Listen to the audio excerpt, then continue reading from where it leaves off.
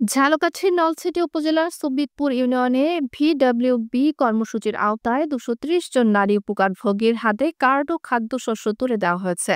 মঙ্গলবার সকাল ১০টায় ইউনিয়ন পরিষদ চত্বরে এ বিতরণ অনুষ্ঠান হয়।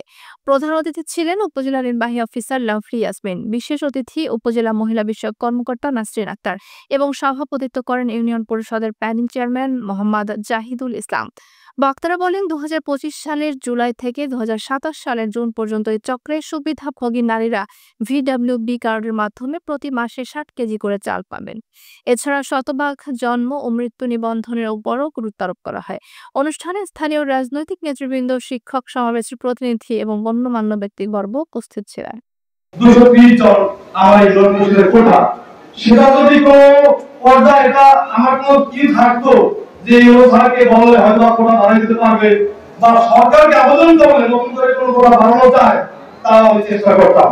দুঃখিত যারা ভিজিটি কার্ডের নামের আওতায় আনতে তাদেরকে পারি নাই, তাদের কাছে আমি ক্ষমা চেয়ে নিচ্ছি। মন ছিল কিন্তু আসল সংকট বিদায়, কোটা সংকট বিদায় আপনাদেরকে দিতে পারি নাই। তবে আপনাদেরকে আশ্বস্ত করতে চাই আমি এটা পাচ্ছি না, তবে আমি উপজেলা নির্বাহী কর্মকর্তা হিসেবে আপনাদের মাঝে কথা দিয়ে যাচ্ছি, আপনাদের যে কোনো সমস্যা নিয়ে আপনারা আমার কাছে যাবেন।